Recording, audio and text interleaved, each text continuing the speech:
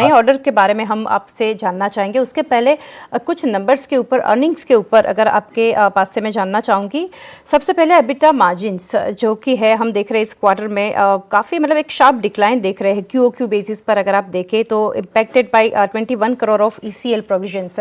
इसके ऊपर सर आपके क्या कमेंट्स रहेंगे, क्योंकि 16.4% Q3 FY23 में हम देख रहे हैं कंपेयर टू Q2 FY23 में जो था 23.40%। मार्जिन्स के ऊपर कमेंट्स सर। देखिए, क्वार्टर के जो रिजल्ट्स हैं वो रिटेल जैसी छोटी कंपनी के लिए क्वार्टर के रिजल्ट्स बहुत ज़्यादा मायने नहीं रखते हैं, मैं ये हर बात कहता हूँ। और जो ECL की प्रोविजनिंग 39 करोड़ की है, उसकी वजह से ही ज़्यादा असर दिख रहा है। अदरवाइज हमारा जो ऑपरेशन है वो बिल्कुल ठीक जा रहा है, हेल्दी है।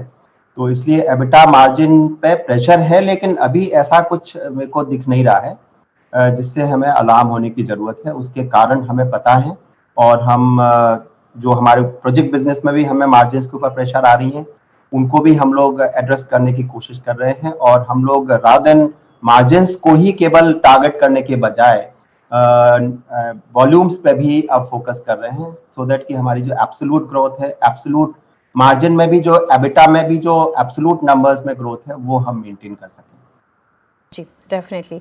साथ ही सर नेक्स्ट सवाल मेरा रहेगा, जो प्रोजेक्ट रेवेन्यू जो है इसके ऊपर लार्जली जो है नॉन रेलवे कस्टमर्स के थ्रू आता देख रहे हैं। So what was the mix earlier, और आपको क्या लग रहा है कि इसका इम्पैक्ट जो है, कंट्रीब्यूशन जो है वो कैसे रहेगा क्वार्टर पर और कंपनी पर?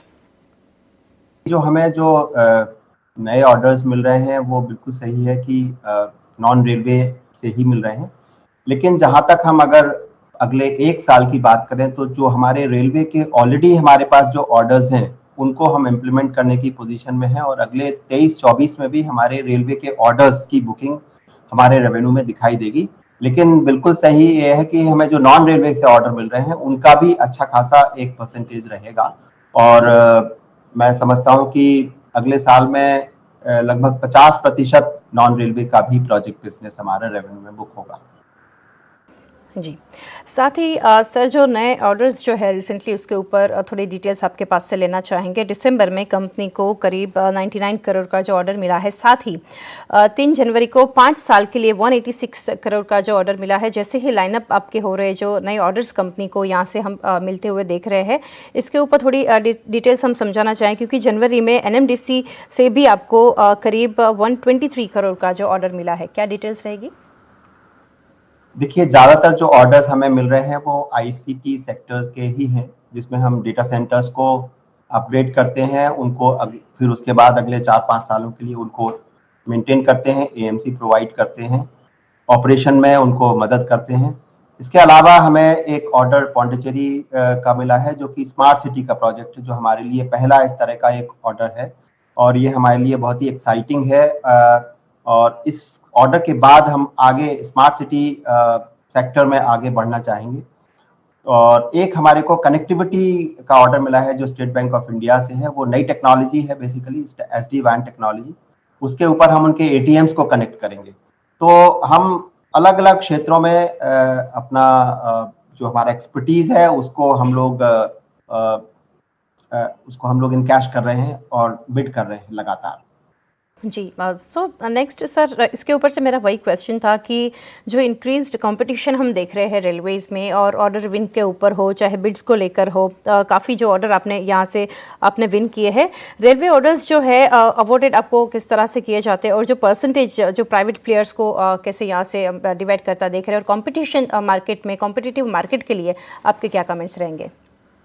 देखिए, जहाँ तक रेलवे की बात है, तो रेलवे से हमको पहले नॉमिनेशन पे वर्क्स मिलते थे, लेकिन अभी रेलवेज के जो नॉमिनेशन वाले वर्क्स हैं वो अब हमें नहीं मिलते हैं, और हम उसमें कॉम्पिटिटिव बिडिंग में जाते हैं। जैसे कि हमारे को अभी सिग्नलिंग के वर्क्स मिले हैं, जो अभी एग्जीक्यूशन में भी हैं। नॉर्दर्न रेलवे में फिरोजपुर डिवीजन, अम्बाला डिवीजन और दिल्ली डिवीजन के काम थे, जिन्हें हम कर रहे हैं। सो रेलवेज में हमारे को काम कंपटीशन से ही मिल रहा है, लेकिन चूंकि हम लोग का रेलवे के साथ जो एक एडवांटेज है, रेलवे के साथ काम करने का एक जो पुराना हमारा एक्सपीरियंस है, उसको साथ में रखते हुए हमारे जो ऑफिसर्स हैं रेलवे से जो डेपुटेशन में आते हैं, उसकी वजह से ही हमारी जो रिलेशंस है रेलवे फ्रेटर्निटी के साथ, उसका हमें फायदा मिलेगा। एग्जीक्यूशन में हमें कॉम्पिटिटिव एडवांटेज, कॉस्ट एडवांटेज मिलेगा। तो हमें उम्मीद है कि हम रेलवे का बिजनेस भी ले पाएंगे। अभी इस तरह की कोई विफलता हमें नहीं मिली है। अभी रिसेंटली लास्ट क्वार्टर में हम लोग ने एक वर्क शुरू करा है जो हमें Q1 में मिला था। साउथ वेस्टर्न रेलवे का एक ऑर्डर मिला था जो कि काफी अच्छा ऑर्डर था, 110+ करोड़ का ऑर्डर था। तो रेलवे में हमें कंपटीशन के बावजूद एक जो कॉस्ट एडवांटेज है और एक जो रिलेशन एडवांटेज है उसका फायदा मिलेगा। आउटसाइड रेलवेज भी मैं बताना चाहूंगा कि हम लोग अपने आप को एक बहुत अच्छी पोजीशन में पा रहे हैं, बिकॉज हम देख रहे हैं कि रेलटेल एक ऐसी अनोखी कंपनी है जिसके पास अपना डेटा सेंटर है, जिसके पास अपना 61,000 किलोमीटर का अपना ऑप्टिकल फाइबर नेटवर्क है। हम उसमें जो लेटेस्ट टेक्नोलॉजी के साथ में ट्रांसपोर्ट नेटवर्क हमारा काम कर रहा है, और अब हम प्रोजेक्ट बिजनेस में जो सिस्टम इंटीग्रेशन का काम है उसमें भी हमारी अच्छी महारत हासिल हो गई है हमें। तो इसका फायदा हमें बाहर भी मिल रहा है। जी डेफिनेटली। तो यहाँ से काफ़ी सारी डिटेल्स जो है आपने हमारे साथ सर यहाँ पर शेयर की है। काफ़ी ऑर्डर विन जो कंपनी को यहाँ से देख रहे हैं। तो संजय जी बहुत बहुत शुक्रिया हमारे साथ जुड़ने के लिए। Best wishes for order win and for coming quarters. All the best sir. Thank you.